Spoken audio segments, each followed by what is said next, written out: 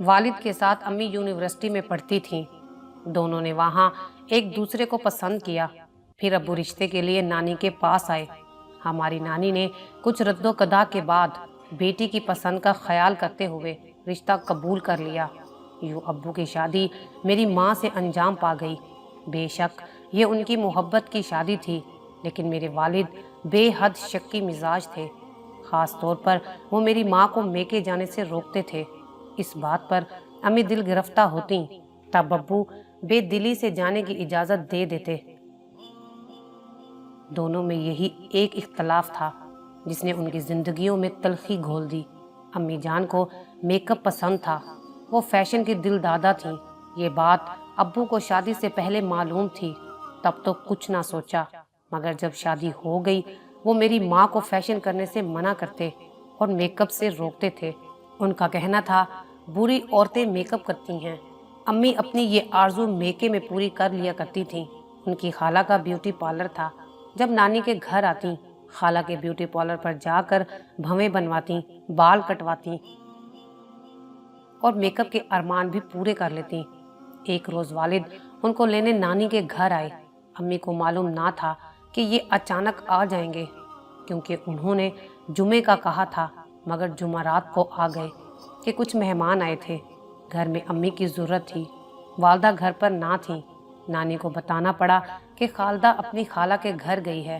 والد سخت بھرم ہوئے، کیونکہ جانتے تھے کہ خالہ کا بیوٹی پارلر ہے۔ جس بات سے چڑ تھی وہی ہوا۔ وہ سیدھے بیوٹی پارلر پہنچے۔ امی جان وہاں چہرے کا فیشل کروا رہی تھیں۔ اس وقت تو مجبوری تھی۔ مہمان آ چکے تھے۔ والد امی کو گھر لے آئے، لیکن اس واقعے کے بعد زندگی اجیرن کر دی۔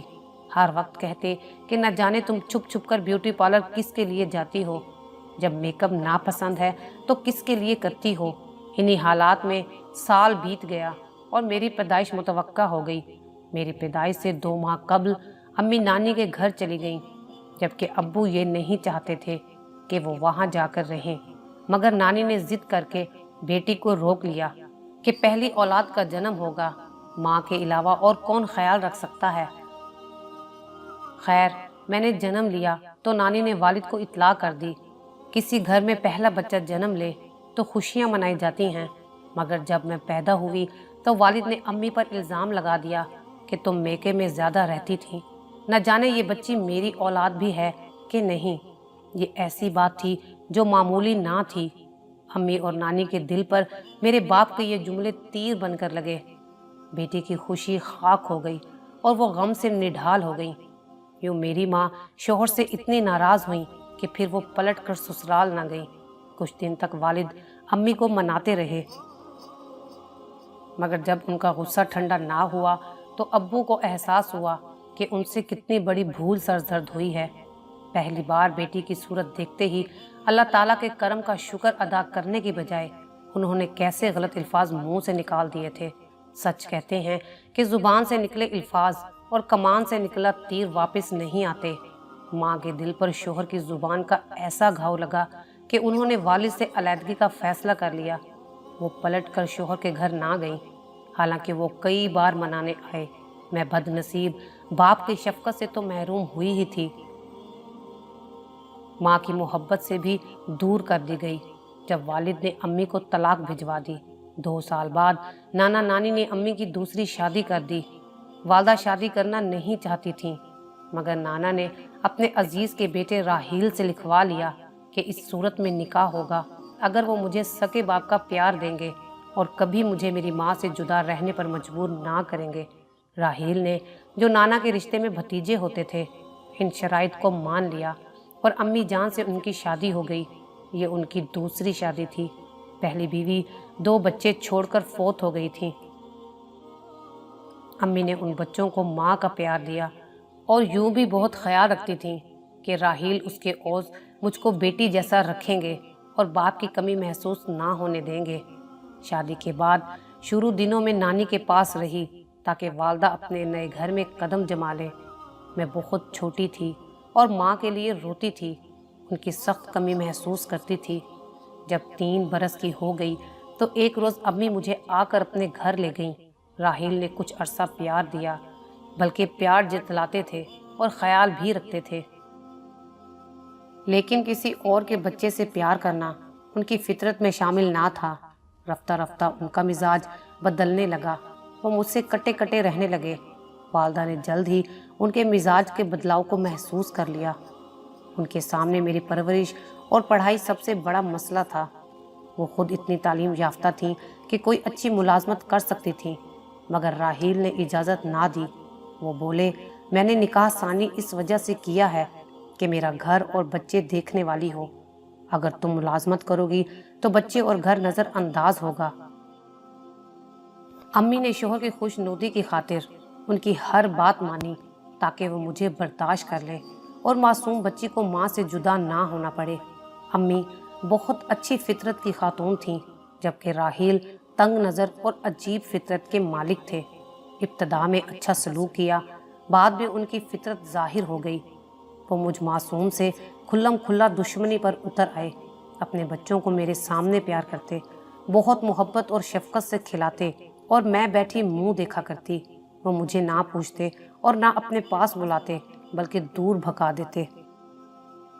امی کاموں میں مصروف ہوتی، میں ایک کونے میں دبکی باپ اور بچوں کی محبت کے یہ انداز دیکھتی اور سوچتی، کاش مجھے بھی باپ کی محبت نصیب ہوتی۔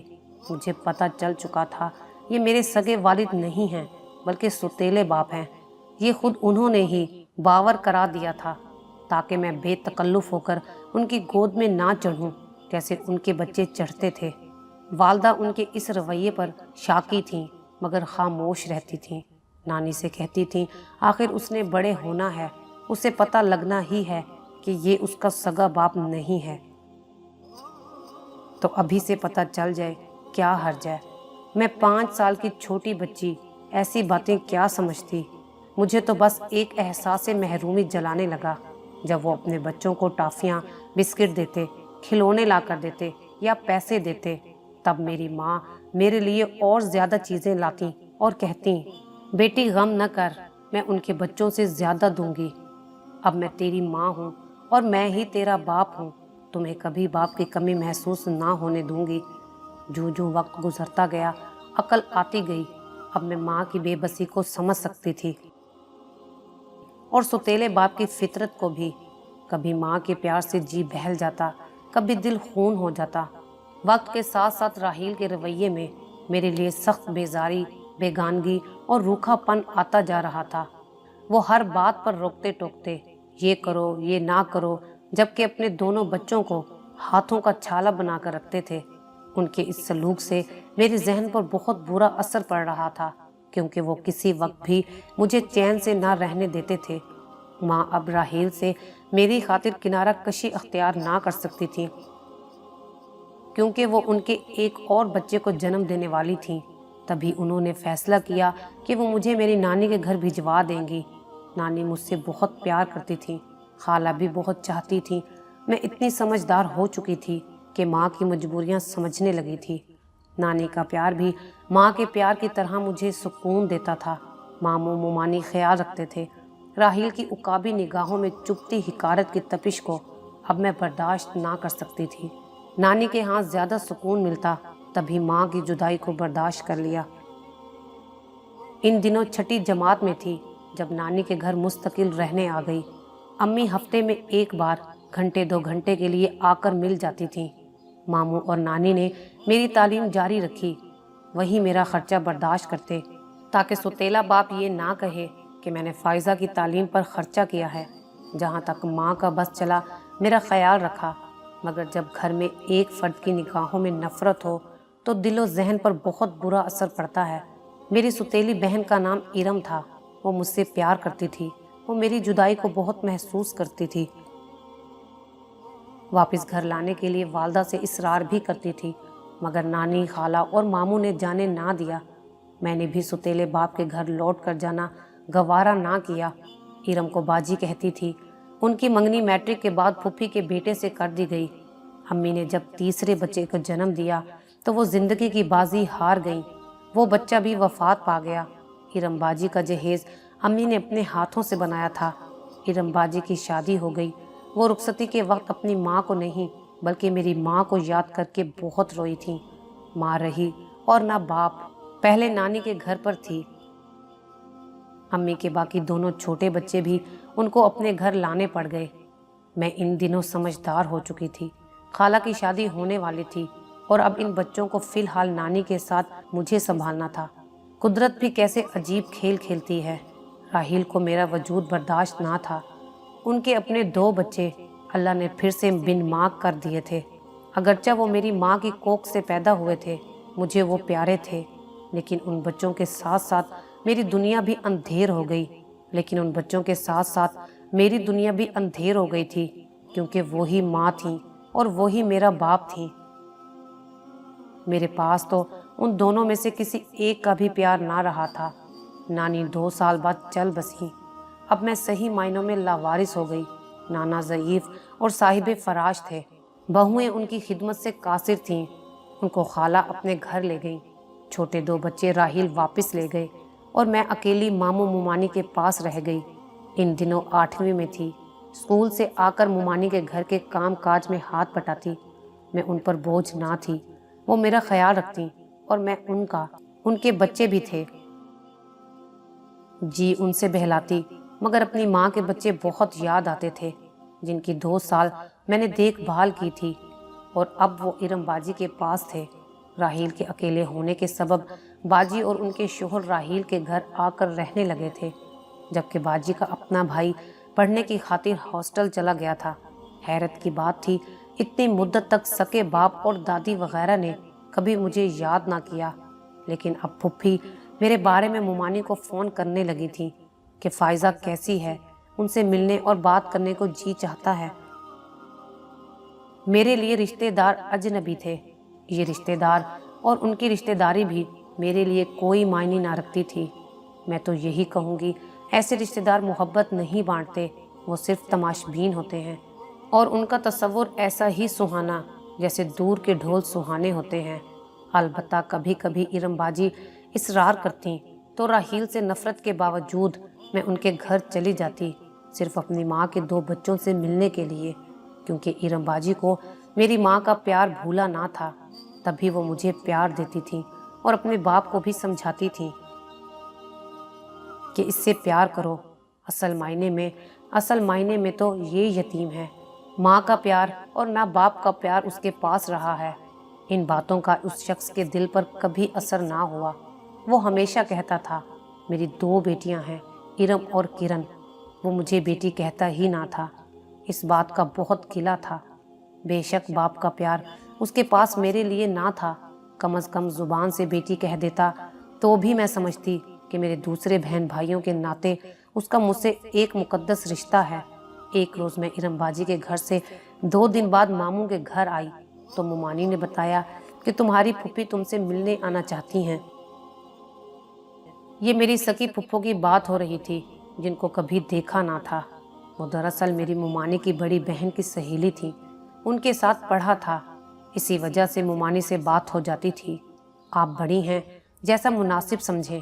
میں نے مومانی سے کہا تھا، پھپھی سے مل لو تو اچھا ہے بیٹی، ٹوٹے رشتے جڑنے سے انسان بالکل تنہا نہیں رہ جاتا۔ انہوں نے سمجھایا اور اگلے دن پھپھی کو آنے کی اجازت دے دی۔ وہ بہت خوش ہو کر ملی، دیر تک گلے لگا کر روتی رہیں، بولیں ہمارے بھائی سے ذرا سی غلطی کیا ہوئی، تمہاری ماں نے ان کو اتنی بڑی سزا دے دی، تم کو بھی باپ کی محبت سے محروم کیا اور ہم کو بھی تم سے دور کر دیا۔ اللہ تعالیٰ مرحومہ کی مغفرت کرے، بہت زیادتی ہوئی ہے، ان کی ضد کے کارن میری بچی تمہارے ساتھ۔ میں اپنی مرحومہ ماں کے بارے میں ایسی بات ہرگز سننا نہ چاہتی تھی۔ پہلی ملاقات تھی، ان سے لہٰذا صبر کیا اور چپ رہی۔ کچھ دیر بیٹھ کر چلی گئیں۔ میرے لیے کچھ تحفے تحائف بھی لائی تھیں، جو مومانی نے ان کی دل جوئی کو رکھ لیے تھے۔ کچھ دنوں بعد پھر ان کا فون آیا کہ میری بیٹی کی شادی ہے فائزہ، اور آپ اس شادی میں ضرور شرکت کریں۔ اپنی بہن سے بھی فون کرایا، جو مومانی کی کلاس فیلو تھیں۔ مومانی نے سہیلی کی خاطر حامی بھر لی اور مجھے بھی شادی میں لے گئیں۔ شاید وہ چاہتی تھیں میں اپنی ددیال کو دیکھ لوں۔ شادی کی تقریب میں ایک گریس فل آدمی سے پھپھی نے مجھے یہ کہہ کر ملوایا کہ یہ ہیں تمہارے والد، اور ان سے کہا، جمال بھائی یہ ہے تمہاری بیٹی فائزہ۔ اچانک اس بات نے مجھے سخت جھٹکا دیا اور بڑی مشکل سے اپنے جذبات پر قابو رکھ سکی۔ یوں لگا یہ سب کچھ پھپھی نے ایک سوچی سمجھی اسکیم کے تحت کیا تھا، باپ اور بیٹی کو ملانے کے لیے۔ سمجھ میں نہیں آ رہا تھا کہ روؤں یا ہنسوں۔ ابو نے آگے بڑھ کر گلے سے لگا لیا۔ ان کی شفقت اور پیار نے جوش مارا اور وہ اب بضد تھے کہ اپنی بیٹی کو ساتھ لے کر جائیں گے۔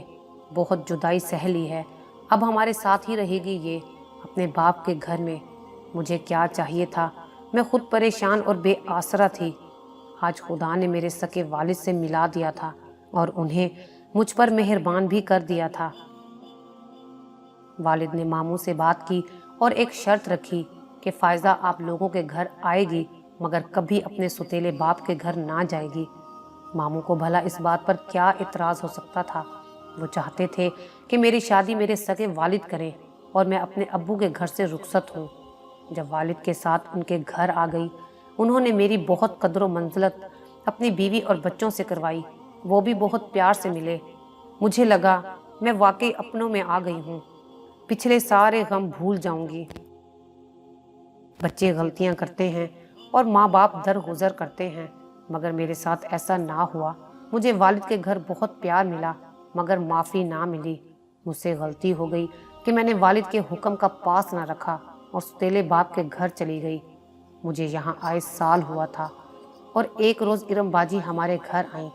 وہ مجھ سے گلے مل کر خوب روئیں اور کہا کہ تمہارے دونوں چھوٹے بہن بھائی تم کو بہت یاد کرتے ہیں۔ کرن بیمار ہے، وہ رو رو کر تمہیں پکارتی ہے، ایک بار آ کر ان سے مل لو۔ میں نے کہا ارم باجی، ابو نے منع کیا ہے آپ لوگوں سے ملنے سے، آپ ان کو یہاں لے آئیں، میں آپ کے والد کے گھر نہ جاؤں گی۔ وہ بولی ان کا نہیں میرا گھر ہے، تم میرے گھر آؤ اپنے بہن بھائی سے ملنے، میرے ابو سے تمہارا کیا واسطہ، بس ایک بار چند منٹوں کے لیے آ جانا۔ میں نے وعدہ کر لیا کہ ماموں کے گھر آئی تو آپ کو فون کر دوں گی۔ ماموں کے گھر گئی تب ارم باجی کو فون کیا کہ میں یہاں ہوں، آپ کرن اور ندیم کو لے آئیں۔ وہ بولی کرن بہت بیمار ہے، ابھی نہیں لا سکتی، تم 2-4 منٹ کو یہاں آ جاؤ، تمہارے والد کو بھلا کون بتائے گا، ہم ممانے سے منع کر دیں گے۔ ارم باجی کے اکسانے پر میں ان کے گھر چلی گئی۔ سمجھ رہی تھی بس ایک بار کے بعد دوبارہ نہ جاؤں گی، مگر میری ایک بار کی غلطی پکڑی گئی۔ ابو کو خبر ہو گئی کہ میں ستیلے باپ کے گھر ان کے منع کرنے کے باوجود گئی ہوں۔ بس یہ میرے لیے ان کی محبت کا آخری دن ثابت ہوا۔ انہوں نے مجھے اپنے پاس رکھنے سے انکار کر دیا۔ میں نے معافی مانگی۔ میری طرف سے ماموں اور ممانی بولے، پھپھی نے ان کو بہت سمجھایا کہ بچی ہے، غلطی ہو گئی ہے، معاف کر دو۔ کافی عرصے ان کے ساتھ رہی ہے، بچوں کی آپس میں ساتھ رہنے کی وجہ سے محبت ہے۔ ایسا کیا جرم ہوا ہے کہ سزا دینی لازم ہے؟ پہلے ماں نے اسے سزا دی، اب تم باپ ہو کر سزا دے رہے ہو۔ والد کا دل تو جیسے پتھر کا بنا ہوا تھا، نہ موم ہوا نہ پگھلا۔ میرے آنسو بھی اس پتھر پر کوئی اثر نہ کر سکے۔ میں نے ان کا پیار، اپنا گھر، اس کا سکون پا کر کھو دیا۔ اس نعمت کو تو ہرگز کھونا نہ چاہتی تھی، ایک بار پھر سے بے آسرا نہ ہونا چاہتی تھی۔ میرے باپ کا ہاتھ میرے سر پر ایک نعمت تھا اور ان کا پیار جو پیدائش کے بعد اب ملا تھا وہ بھولتا نہ تھا۔ بہت روتی تھی، یہاں تک کہ ستیلی ماں کو بھی مجھ پر ترس آ گیا۔ انہوں نے بھی ابو کو بہت سمجھایا کہ بچوں کی غلطیوں کو معاف کرنا والدین کا کام ہے، معاف کر دیجئے، یہ دوبارہ آپ کی اجازت کے بغیر قدم باہر نہ رکھے گی۔ مگر والد جانے کس مٹی کے بنے تھے، انہوں نے منہ پھیر لیا اور یہ کہہ کر چلے گئے، اس کو واپس اس کے ماموں کے گھر بھجوا دو، یہ انہی لوگوں کے لیے پیدا ہوئی تھی، مجھے ایسی نافرمان بیٹی کی ضرورت نہیں ہے۔ ماموں ہی پہلے بھی سہارا تھے، وہی پھر سہارا بنے۔ میں نے ان کے پاس رہ کر میٹرک کیا، ایف اے کیا، پھر ممانی کی کوششوں سے ایک اچھے گھرانے میں شادی ہو گئی۔ دوبارہ والد نے بلایا اور نہ اپنے گھر آنے کی اجازت دی۔ آج بھی جب اپنے باپ کے پیار بھرے گھر کو یاد کرتی ہوں تو رو دیتی ہوں۔ اپنا گھر لاکھ اپنا ہے، لیکن بابول کے گھر کے آنگن کی تو بات ہی کیا ہے۔ سبھی بیٹیوں کو بابول کے گھر کا مان ہوتا ہے، سسرال میں بھی وہ اس گھر کے مان سے باعزت رہتی ہیں۔ لیکن مجھ بد نصیب کو آج تک یہ مان نصیب نہیں ہوا۔ یہ مان میری قسمت میں نہ تھا۔